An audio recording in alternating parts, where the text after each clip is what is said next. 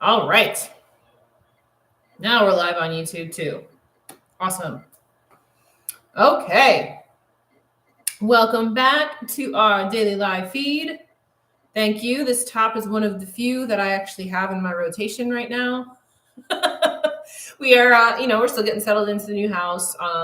The big moving pod is leaving the house to the townhouse today to come here. So all of my clothes pretty much are inside there. Except for a handful of outfits. So this is one of them. So I've been wearing it a lot. And always, if you would want to come work with me, then suitsandposing.com is where you have to go. We do hair, makeup, suits, and posing, all the fun stuff when it comes to competing for women. It's a good one to have on hand. Yep. I've been doing laundry every single day, because I have like 5 outfits and that's it. And I'm just dealing with it. It is what it is. So welcome, guys. We are live both here on Instagram and on YouTube as well. Thank you. I did my hair and makeup today. I don't typically do it when I'm at home. So just is what it is. When I go out, sure.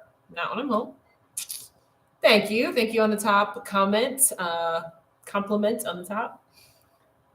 Do the same waiting for all my stuff when it was stuck on a boat for 3 months. Yeah. I mean, I've got a handful of outfits, and that's about all I got. And hopefully once that pod gets here, we can get everything kind of settled in. The house is very empty, but we got big beanbag chairs in today. We have a futon. So, with all the supply chain issues and stuff like that, all of our furniture that we ordered is back ordered. So we're not getting it till like May at this point. So we're living like college kids. It is what it is. Hey, I'm not going to complain. We got a beautiful house over our heads. And so that's it. We'll just have to deal with it in the meantime while we get settled in. I am excited, though. We got a fire pit, and that was delivered today. So I want to get that set up. I want my fire pit out in the back porch. So I'm excited about that. All right. Give it another minute or so here, and then we're going to get rolling.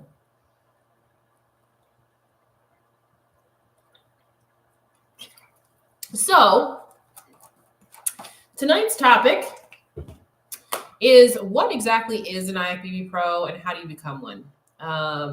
This topic came up because today in the mail, I got my 2022, I'm doing this for YouTube, my 2022 IFBB Pro card right there.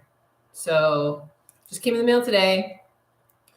So I thought we would go over this today and what this card right here represents.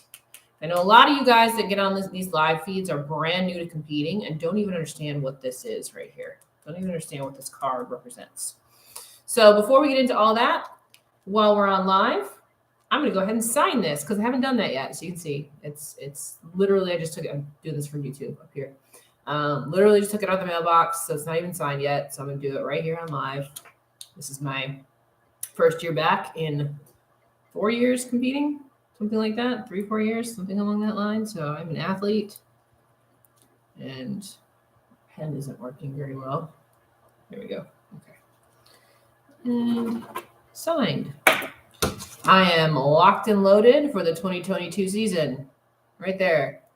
Signed, sealed, ready to go. All right.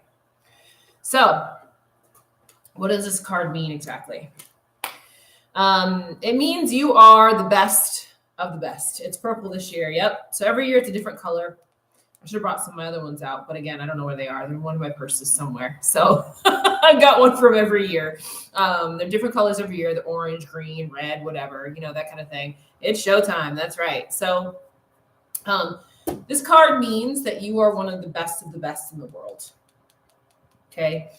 Of all of the federations out there, this is the only federation that will get you to the Olympia, that will get you to the Arnold. This is the only federation that gets you to the biggest stages in the bodybuilding sport. There are plenty of federations that are smaller, and they have their place, and they're good in their own right. But if you want to be one of the best, this is the card right here that you want to earn. Okay. Now, in order to do that, you have to compete against some really tough competition.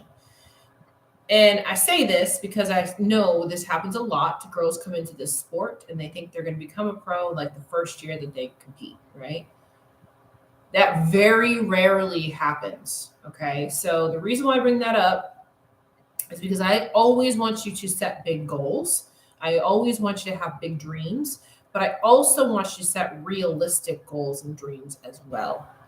The easiest way to get really discouraged is to give yourself this huge, enormous dream and a timeline in order to hit it that is unrealistic, right? So just to give you an idea, when I started competing, my goal was not to become a pro when I started competing. That was not my goal. I just wanted to have a goal of getting on stage. I wanted something that was going to keep me in shape. My husband and I were dating at the time. We were going out to eat a lot, and I was gaining weight. And I was like, I need something that is going to keep me motivated so I don't do this, So that was my whole reason for getting on stage. People in the gym always told me for years that I should compete, that I had a frame that would do well in figure. Back then, bikini didn't exist. My first year competing was the first year bikini even existed. So, before that, it wasn't even a thing, So everybody always said that I had a frame that would do well in figure, that kind of thing. Never really wanted to do it, but I decided to do it because again, I was gaining some weight, gaining some lbs with that whole going out to eat thing and drinking and partying and all that kind of stuff, and so it gave me a goal to stick to. And once I got on stage and I competed a couple of times, I was really good at it. And I was like, oh, this actually is really a lot of fun. I actually really enjoy this. It keeps me motivated daily, keeps me motivated in other areas of my life, not just on stage, not just in the gym. It was a really good way to keep myself structured and disciplined. I do very, very well when I have structure. I do very, very badly when I don't have structure. Like the last couple of weeks of this whole move between homes has been super, super hard for me because I just get scatterbrained and I end up doing nothing. It's like when 1,000 things come at me at once, it's overwhelming. And I physically just get overwhelmed and I end up scrolling on Instagram for hours, getting caught in stuff that makes no difference whatsoever. So I do really, really well when I have a structured day in place, when I have a structured system in place. So bodybuilding really helps me with that. That's why I think a lot of people that come out of the military do very, very well when they come into bodybuilding because they're so used to being so structured and so disciplined that it just lends to what they've been doing for their whole life. You know what I mean? So I think that's one of the reasons why we have a lot of people that are very, very good at bodybuilding that come from a military background. Happy Tuesday to you too. So for me, that's where the structure came from. Now, when I started competing, again, I didn't have the plan of wanting to go pro, but after I'd done a few shows, I was like, hey, I could actually do that, right? So I set a goal. Now, guys, listen, this was my realistic goal. My realistic goal was I wanted to become a pro in 6 years. I gave myself 6 years, okay? So think about that for a second. How many of you guys have been on Instagram and you see a girl who has just decided to just start competing? They've been doing it for a year and they're like, I'm going pro this year, road to pro, blah, blah, blah, blah, blah. It's not that easy. It's not that easy, right? I believe where the disconnect happened is military veteran right there. There you go. I believe where the disconnect happened the last, 5 to 10 years has been in the influx of Instagram and social media and things like that, because you expect everything a little bit faster. What you have to realize is that back in the day when there was just bodybuilding, it would take these guys 10 years to get to the pro league, and that was not unrealistic. They would be working towards that pro league pro card for 10 years, right? So that was what we knew back then. So when I started, that's what I knew back then. And to me, 6 years was a realistic goal, right? Active duty military, there you go, right there. So getting to the pro league and actually becoming an IFBB Pro, in my head, I thought that 6 years was realistic. And for a lot of people back then, that was very realistic. In today's world, I would say that it's even harder. because there are a lot more competitors. So my point in saying that is when you get into competing, don't expect to go from your local stage to the pro card in a matter of a year or even 2 or even 3 years. For some people, it takes a whole lot longer than that. And don't get discouraged about it because you need to go through those steps in order to get to that league, right? And I always go back to, this will be my 7th year. Yeah, there you go. I always go back to the analogy of football, right? How many years do kids play football before they actually get into the NFL? They go through their whole elementary, junior high, high school, college, all of that before they're even close to being ready to go to the NFL, right? So think about that in these terms as well. This is a professional athlete league. You are a professional athlete, okay? 6th year for me, and I'm happy to go through the steps. Yeah. And some people, it will seem like some people skyrocket to the pro league really fast, but those people typically have an athletic background. You know, look at Ashley Kaltwasser. She was a D1 track athlete, right? She ran track in college. She was an athlete. Erin Stern missed qualifying for the Olympics twice. She was a pole vaulter. She missed qualifying for the Olympics twice by like a quarter of an inch or something like that. She was really close 2 times for the Olympics, not the Olympia, the Olympics. So these are girls that are actual athletes in real life. So while it may seem like in the pro league or in the NPC, they shot up real fast, in reality, they've been working at it their whole life. So give yourself some grace, especially if you're brand new at this and you've never been an athlete before. You need some time to develop your skills, develop your body, develop your physique, all of that, right? Year 9, there you go. The need for instant gratification. That's right. Yep. Love the process of this growth. Thank you for setting the stage that pace doesn't matter and it takes time. Yeah, it takes a lot of time. It does. So then once you get to the pro league, then you got to work hard there too to get moved up in the pro league. And that's not necessarily getting on stage. A lot of that takes place off stage in the off season when you're in the gym and when you're eating. Right? I'm going to go through qualifications and everything for that in a minute. Yep. I love the way you break things up. Thank you. Very well. So thank you. Okay. Yeah. And I'm going to go through qualifications in a second. Yep. I'm going to get to that. Don't worry. So, you know, it sometimes feels like you're watching people just automatically become like these big superstars in the league and stuff like that. That's not the case. You know, let's take Urishna, for example. Urishna was a dancer and an athlete. She played soccer her whole life before she ever even got to the NPC and IFBB. And when she got to the NPC, she ended up going into the pro league pretty quickly, but then she didn't do well at all because she was too big for bikini at the time.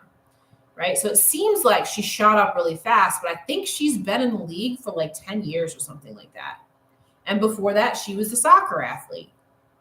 You know, it wasn't like this just happened overnight. Right? Those outfit, think about that. Oh, stop, AJ. We don't have kids on here. It's a freaking sports bra anyway. What are you talking about? Anyway, so, you know, sometimes from the outside looking in, it can look like they went really fast, you know, up the ladder, but in reality, they didn't. In reality, they didn't. It took them time. It took them time to get there. Okay. So going back to now, how do you get there? So we're going to go into how. So you start off at the local level. Most shows now are national qualifiers. There are very few out there that are not national qualifiers anymore. A good example was the first year that they did Nashville Fit Show. It was not a national qualifier because it was all female show. It's the first time they've ever done that. So it was not a national qualifier. The following year, they made it a national qualifier, right? So all that means is that you have to place in the top 2 in order to qualify for nationals. Now, that has changed back and forth a few times because of COVID restrictions and things like that. We're back to what it was before, which I believe is top 2. I could be wrong on that. I can't remember what they I know they changed it. Let me pull up. I know they changed it this year again, back to normal. The qualification rules, so I'm not misquoting it. Rules. There we go.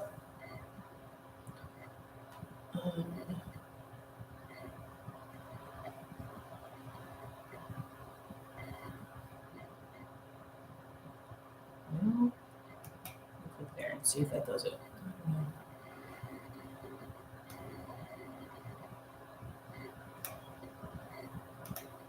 It's bikini division rules.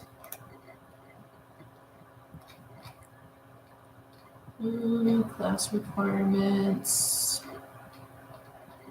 Scoring, national contests. I'm looking for the qualifications.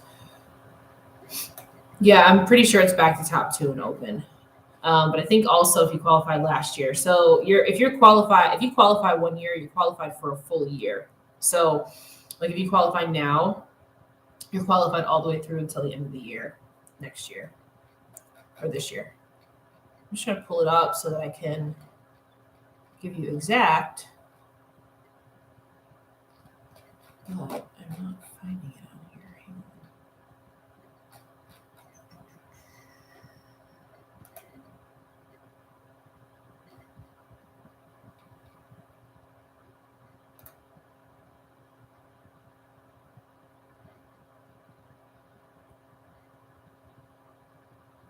Well, bottom line is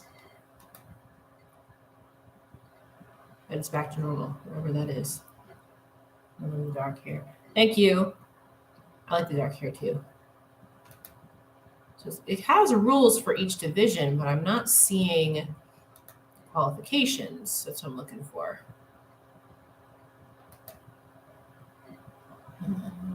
Shows quick view. They got all the shows. I know it's in here somewhere. I'm just not looking in the right spot. Well, anyway, we'll move on. We'll go back to that later.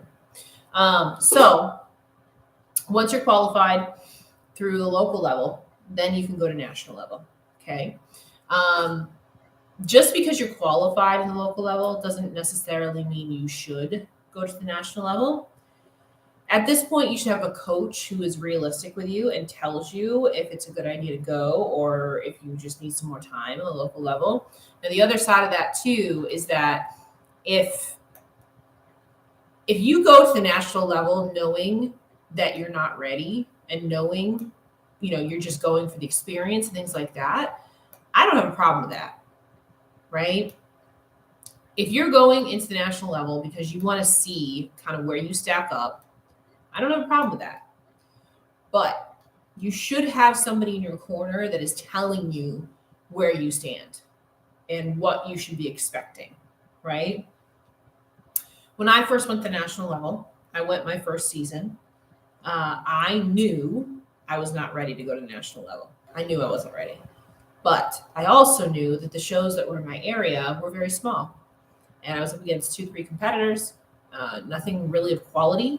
And I knew I needed to get in front of national judges and national bodies to know what I really needed to work on, right? So I went into that national show knowing that. I went into the national show knowing I wasn't really going to look the part.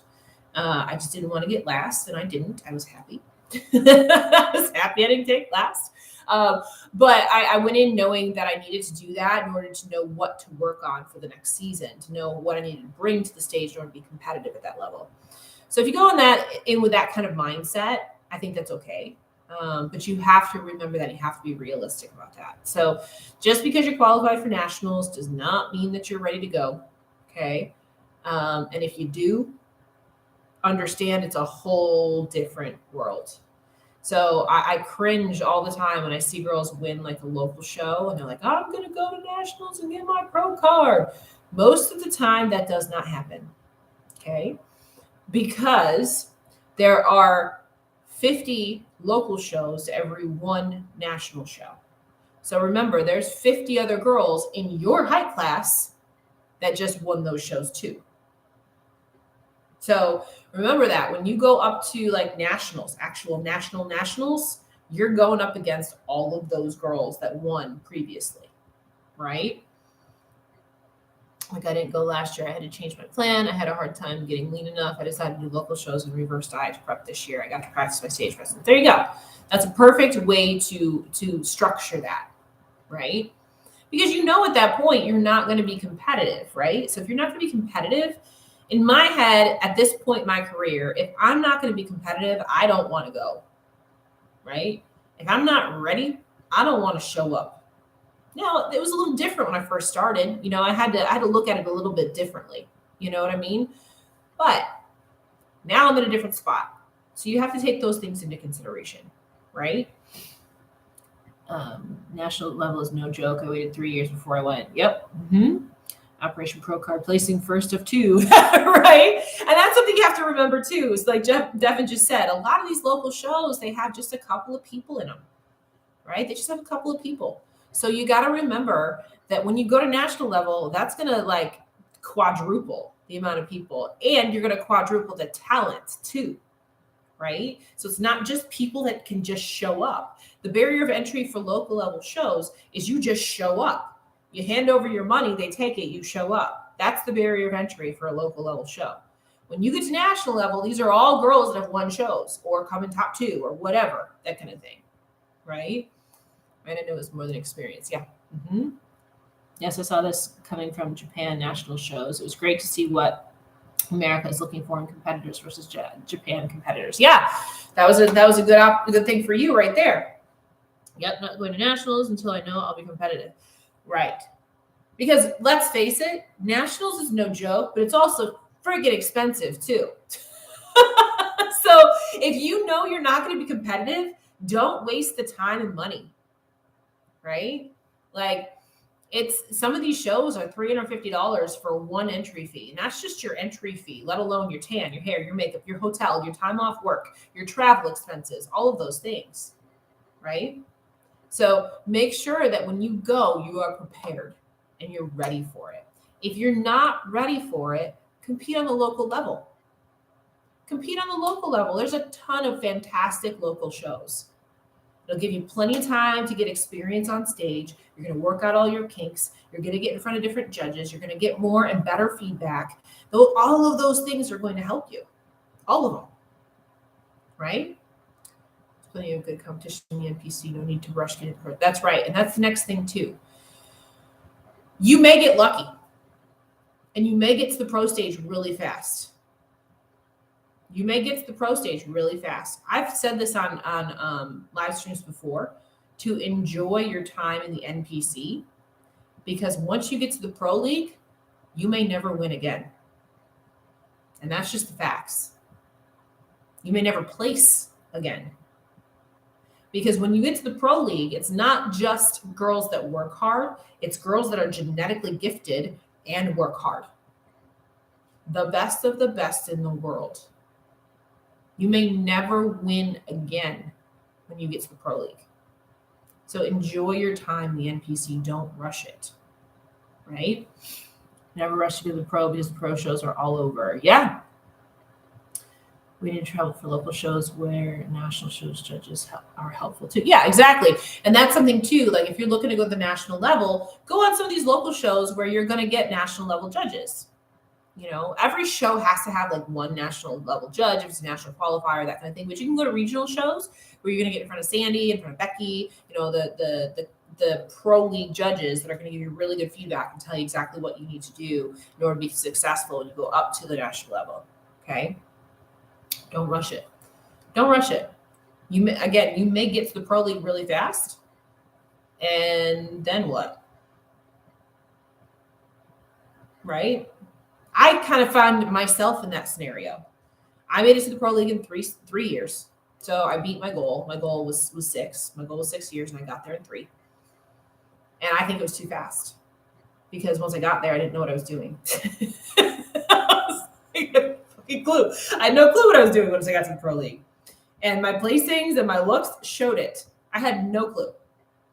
I really wish like the last 3-4 years that I've taken off stage, I wish that I'd done that initially because now I know so much more about it than I did when I first got to the Pro League.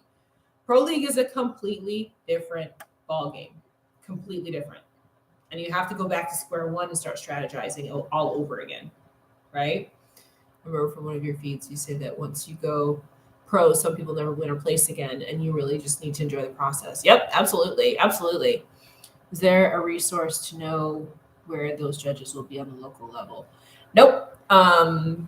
If they're going to be, if a major judge is going to be at a show, the promoter is going to say it. They're going to tell you. Like if Sandy's going to be at their show, you're going to know. So if they don't advertise whoever's on their judging panel, then they probably don't have a very like noteworthy judging panel, you know, names on the judging panel, because obviously Sandy can't be in every show every weekend.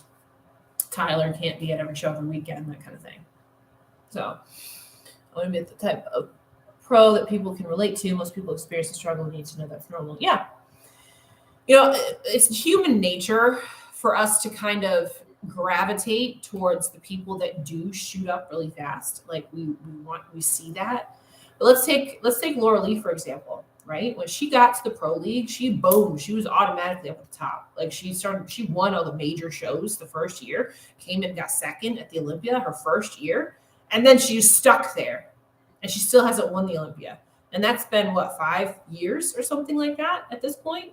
4 or 5 years at this point of winning all of the top tier level shows and not winning the Olympia. Now, most people look at her and still say she's a really successful pro. Most people would say that, right? But in reality, when you look at how fast her trajectory was, and she hasn't hit that peak yet, it's been 5 years, 4 or 5 years, whatever it's been, right? Pro-Am shows usually have good judges. Yep, Pro-Ams usually do. Yep. And there's regional shows like the Clash show, you know, that is a Pro-Am too. It's a regional show, that kind of thing. They'll have the higher level judges and things like that. So the other part of this too, guys, is that once you get to the Pro League, nothing changes. Like you don't automatically become rich and famous. What happens when you get to the Pro League is you now have a membership to the Pro League. That's what you have. You have this little piece of paper. Once you get to the Pro League, you have this little card that you can stick into your wallet. That's what you have. That is it. You don't automatically get all these sponsors. You don't automatically get all this money. You don't automatically get picked up by magazines. None of those kinds of things. That does not happen. What happens is you get this. And then you have to decide what you're going to do with it. There are a lot of people that this could very well go in the trash can. It means nothing. Because they didn't do anything with it. Right? But there's a lot of people that have done a ton with this little piece of paper right here. There are a lot of people that made this thing worth its weight in, I mean, I would say gold, but it's pretty light. So no, made it worth a whole lot more than the paper that it's printed on, basically. Right? Nope, same life day in, day out. That's right, exactly. If anything, it just gets harder. Shows are more expensive because you have to travel. You have to strategize and you have to plan more shows than what you did in the NPC. In the NPC, you can do a couple of shows and you're good. In the Pro League, you got to keep competing because you got to keep getting in front of the different judges or the same judges or whatever to work your way up in the ranks as you get better and as you get your feedback. You have to keep competing, which makes it more expensive, not only money-wise, but time and effort-wise. And if you don't do anything yourself and work to make yourself valuable, this means nothing. Throw it away. So if you are sitting here wanting to compete because you think that once you win this pro card, your whole life is going to change, it's not. It's not. This is just one more tool in your toolbox that you can use to bring value to yourself. But this alone by itself will do nothing.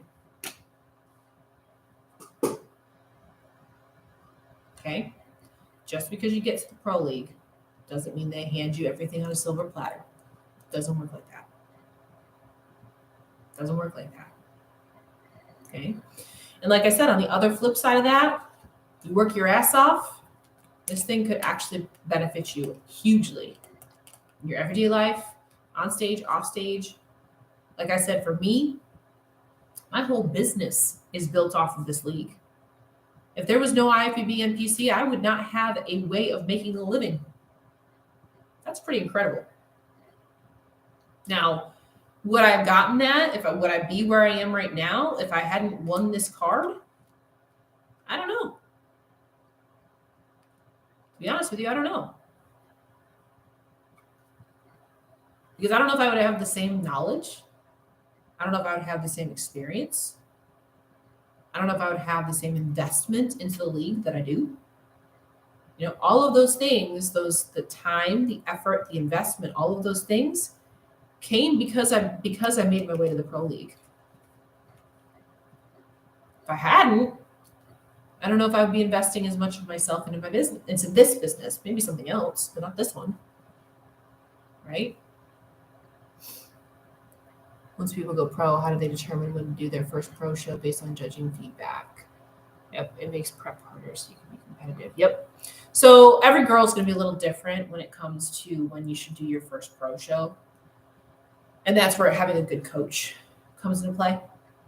I do tend to tell you what I think, whether I think you should just jump out on stage or whether I think you should take some time to grow into the Pro League first. Most of the time, I will tell girls they need to enjoy their pro card win for a little bit. Go eat, have some fun, build a little bit before they get to the Pro League stage. Most of the time, that's my answer. But sometimes I'm like, nah, you look good enough to go hit the pro stage now and go. Sometimes. So everybody's gonna be different. Love the truth of this feed. Thank you. The only other benefit that you don't have to wait all day to compete like an NPC competitor. There you go. Yeah, that's one big positive as a pro is that you have a specific time when you're on stage. So that's beautiful. You're either like at 9 a.m. first or you're at like noon or 1 o'clock after the NPC or something like that. So that is a nice benefit. But that's the only one. Like I said, if anything, the competition gets harder. And you're up against better bodies and it's more stressful and it's more expensive and you spend more time prepping for shows. And it's no longer just I'm just going to do this show because I feel like I'm going to do this show. It's I have to do this show in order to get in front of this judge so that I can get my feedback so that I can go to that show to potentially qualify for the Olympia. And like, it's a whole different game. It's a whole different ball game. It's understanding how to do strategy in the Pro League that you don't have to do when you're in the NPC, right? So all of those things come into play. Once you get, and I again go back to that analogy of Pee Wee football to NFL football, right? It's completely different in the NFL versus when you're in Pee Wee. So your local level JV football is like your Pee Wee, is like your NPC. Once you get into college, that's when you're in like the national level of shows. And then once you get into NFL, that's the IFBB. So anything in high school, junior high, anything like that, that's all NPC. It's based on your local shows, your national qualifiers, your regional shows, all of that. That's your elementary, junior high school. Then you get into college, that is your national level. Then you get into NFL, that is your IFBB. Okay, so if you think about it that way, it kind of makes a little bit more sense. It makes a little bit more sense when you break it down like that. But like I said, it's a completely different league. Every time you go up a level, it gets harder. And if you guys that watch football, college football is a whole hell of a lot harder than high school. NFL is a whole hell of a lot harder than college. Right? So always keep that in mind. And also remember that this card will get you nothing unless you work it yourself. Otherwise, you can just toss it in the trash. It's not gonna change your life unless you help it change your life. It's not gonna do anything for you, right? Any questions? Always want to open it up for questions at the end. Any questions, guys?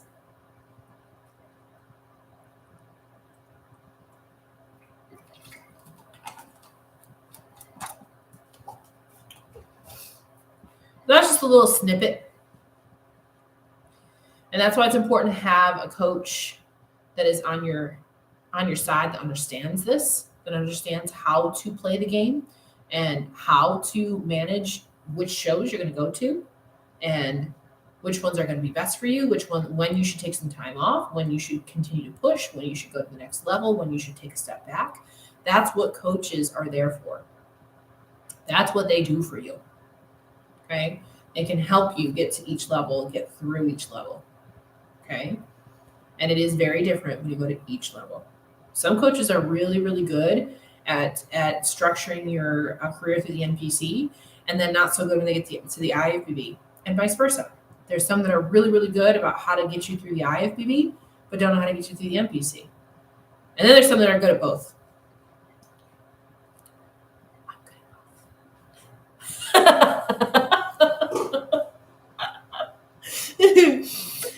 Your makeup looks incredible. Thank you. It's the first time I've done it in a week. Appreciate it.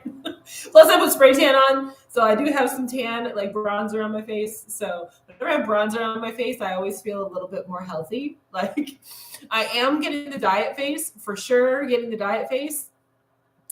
Everybody said that I was getting diet face at Arnold, and I didn't see it until I saw pictures. And I was like, oh, yes, I do. So a little bit of glow with some bronzer definitely helps. Definitely helps right now. So any other questions, guys? So some takeaways from this live is just to be realistic about your goals and structure yourself accordingly. Don't try to rush your time through the NPC to get to the Pro League. Take your time, enjoy it, and work each level as you go up, okay? Because just because you get to the Pro League doesn't mean that your life is going to be all peaches and cream at that point, okay? But once you get to the Pro League, then it just changes. You got to do it all over again. You got to strategize all over again once you get to the Pro League, right? So take it one step at a time and make sure you have some good people on your side that can help you with that too. That can tell you what to do, that can point you in the right direction, can tell you, yeah, you're ready to go here. No, you're not ready to do that yet, right? Okay. And with that, I'm going to let you guys go for tonight. We'll be back on tomorrow. I was trying to think. There's pro shows this weekend, but they're all men. They're not female pro shows this weekend. So we won't be previewing a show this weekend, but we'll be back on for another live tomorrow at 8:15. And if you want to come work with me, suitsandposing.com is where you have to go. And I posted earlier today about our hair and makeup schedules, so go check that out. Those will also tell you some of the shows that I'm going to be at this year too. So that'll give you an idea of where you can meet up with me at shows too. I know some of you guys are local to different areas and things like that. So if you need posing and stuff while I'm there, I do schedule posing sessions while I'm in town for shows. So that's something we can do as well. Where's your top? I honestly have no idea where I got this top. No clue. But if I had to guess, it was probably Forever 21 or Fashion Nova, because that's where I get all of my clothes. So that's my guess. It's either that or it's Bombshell Sportswear, which I know this is not Bombshell, so I don't know. I'm literally wearing Bombshell pants. But I don't know what the top is. No idea. All I know is that it keeps me in nice and tight. That's all I know. All right, you guys. I hope you had a fantastic day today. I keep thinking it's Wednesday and it's not. It's Tuesday. So we'll get to Wednesday tomorrow. We'll get there. And I will see you guys back here tomorrow night, 8:15. And I'm going to log off of Instagram first. And we will go log off of YouTube next. There we go.